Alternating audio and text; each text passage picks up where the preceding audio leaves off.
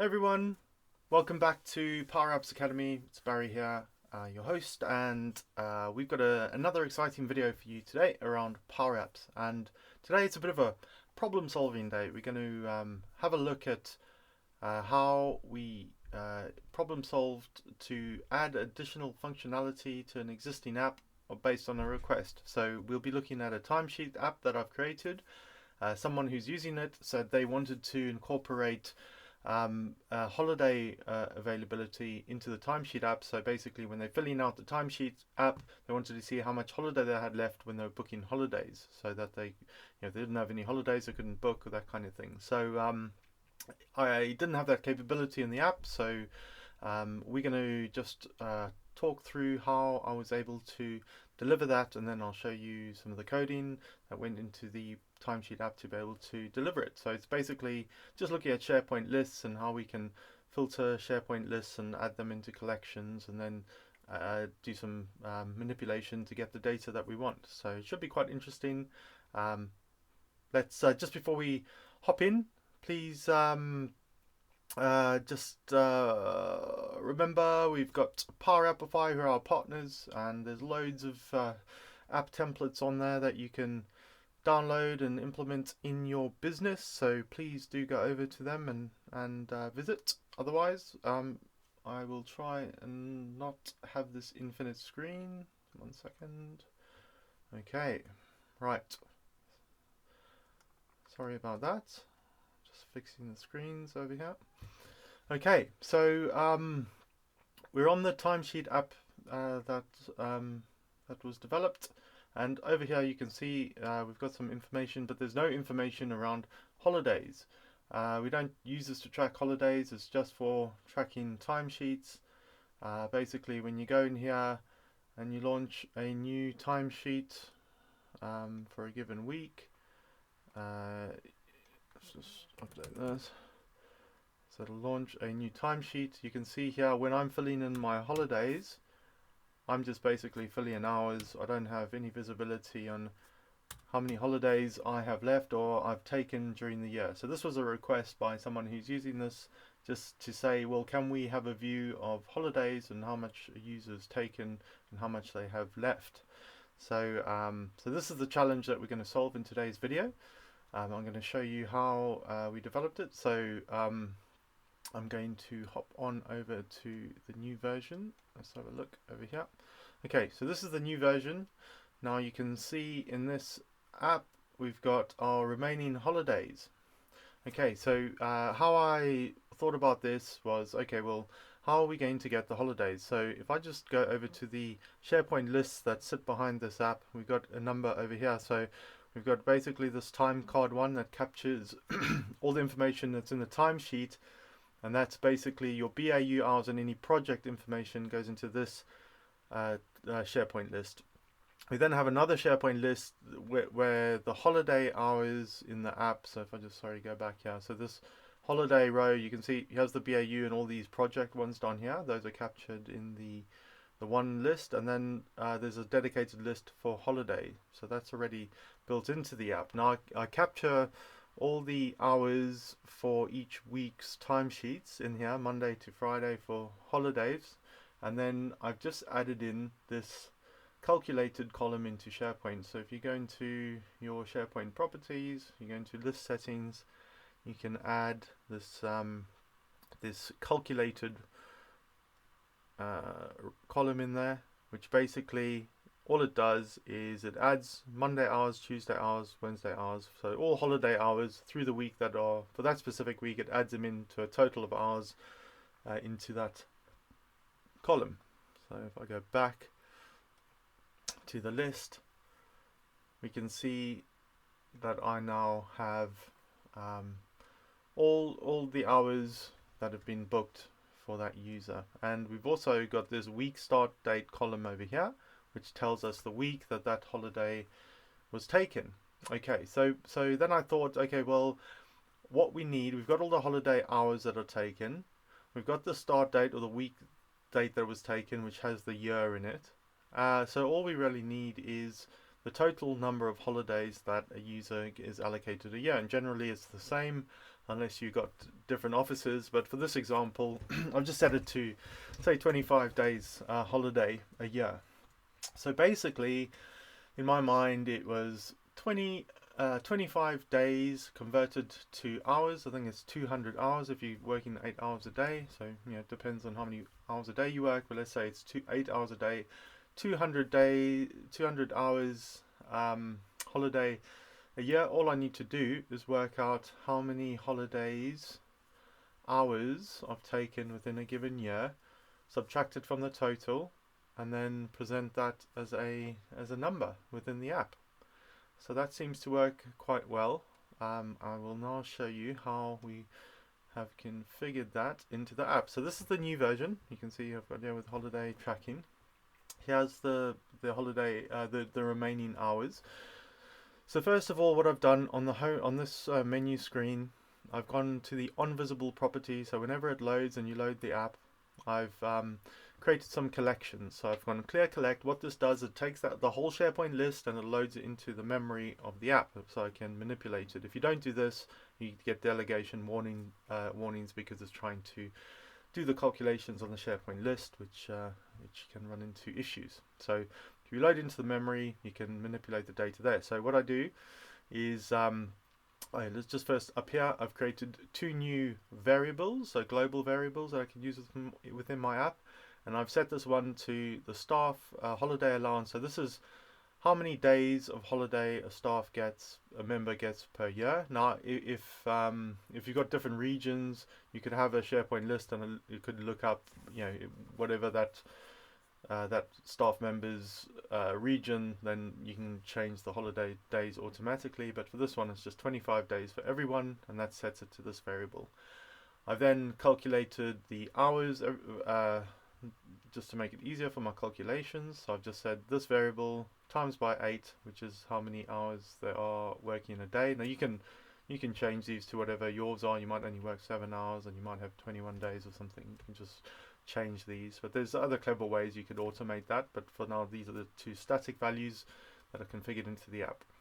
What we do then is we do a clear collect, which creates a collection of the holiday. So basically, there's the 2 that we use in our collection is this time card and this time card holiday, which has all the holiday information in.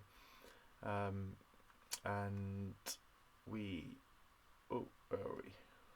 Go back here. So I do a collection of those, and I filter the holiday list, right, where the approval status is not rejected, because if it's rejected, we don't want to include those hours in it because they basically not being used. So anywhere it's anything that's not rejected, it'll count the holidays as being taken, and then basically we only want to include whatever rows are in there with the timesheets that are in the current year. So 2023 this year, if the year's not 2023, then it won't be included in the filter. So that's how we make sure that we only include hours that have been logged in the given year. So as we roll over to the next year, then it will start again. Okay, so so that's that. And then you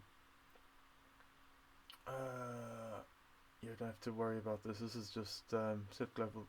This is just for users' daily working hours. This was there before, so you can basically, this sets staff daily working hours. Actually, I can set this 8 here to this set staff daily working hours, because that's a variable within the app. Let me just show you quickly so you don't get too confused. So if we go into this change here, you can see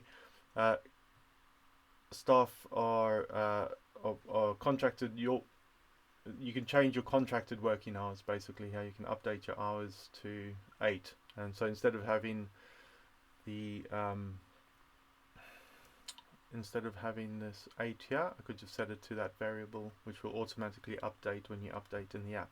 I don't want to confuse you. For now, let's just look at 25 days a year, 8 hours a day, and then we've created our collection mainly with the time card holiday. Sorry, we don't actually need this time card temp that I was playing around with it. We actually only need to, into the collection, capture the one holiday SharePoint list. Okay, so that's what we've captured into our memory or our collection. Okay, so we've got that data. Whenever this screen loads, it will refresh that collection with the latest data. And then we can have a look at this over here. Let's just get it onto the text variable, sorry, the text property. And then we can see how I've calculated how many days are left. So we've gone, your remaining holiday days are the variables that we had created in the previous screen on load property, on visible property. So we've got our variable staff annual allowance, how many hours they had, and then we've, from that total hours, we subtract the sum of our collection, holiday collection. So that's the SharePoint list that load into memory, where the employee is equal to the logged on user, and return the total hours. So you can remember we had the total hours. So for every row where the logged on user is matched to me, it returns that total hours from that row, and then it adds them together in the sum. Okay, so it adds them, we're using the sum filter, it adds them all together, and then the total of that divided by the staff daily hours. Okay, which is the 8 hours basically. And that gives me the days. All right, so total hours minus the total hours within my collection. Don't forget, I'd already filtered this holiday collection based on to only show the records within this year, and then yeah, we've returned the total hours, added them all together, divided by 8. Okay, and that gives me 14. So if we go in here and calculate, add all this up, you know, the hours divided by 8 minus it by 25, that will equal 14. And so that's the logic behind it. A little bit of math in there, but not too difficult. So okay, so cool. Now we've got that visible. So how does that work when we want to actually make updates to our timesheet? So if we go in here, let's click on, let's just play this so we can see it in action. Let's say we get a new timesheet for the 12th of July. Okay, and we add my name in there. Cool. Alright, now you can see holidays remaining. I've got the 14 days. Let's see what happens when I add in holidays. So what is it doing? It's calculating the hours and converting it into days. Cool, so let's bring it down to 10 days. Okay, and then we'll save the timesheet. We've got 10 days there. Now what I've done is I've whenever this comes on, whenever there's a status associated with the timesheet, I've just made that disappear because I don't need that anymore. But then you'll see if we go back to main menu, there we go, it's now down to 10 days. And also on the approve timesheets, oh, I don't have any timesheets to approve. Let's go into this one, open it, let's request approval on it, pending approval, back to our main menu. Now we've got one timesheet to approve. We can go in here, and again it will show for this, it uses this gallery, and when I click on this, now if I'm a manager and I'm approving someone else's timesheet, this is because, you know, I'm approving my own timesheet. But if it was someone else's, this would show their holidays left, not my holidays left, so I could have that view as well. Alright, let's just quickly have a look at how I've done this part on the timesheet. Let me just go into a view where I can actually see it. Cool. Right. Okay, so I've just got into the configure part of the screen just to show you how I've done it. Okay, I've basically, to make this visible, you could see it sort of was invisible for a period. So I've just said for any of these labels which are down here, when when all of them are not visible, then only make this visible. When any of those, like approved, pending, waiting approval, those kind of statuses are visible, then these holiday days won't show. Just to avoid any confusion. And then if we go into the text of those, now I've got two hidden values here, which are, here we go, let's just reduce this. So you can see here I've made these hidden.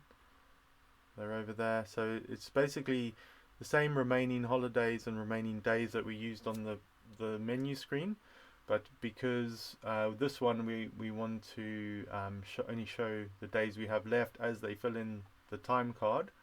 There's a bit of maths that goes on here, so you can see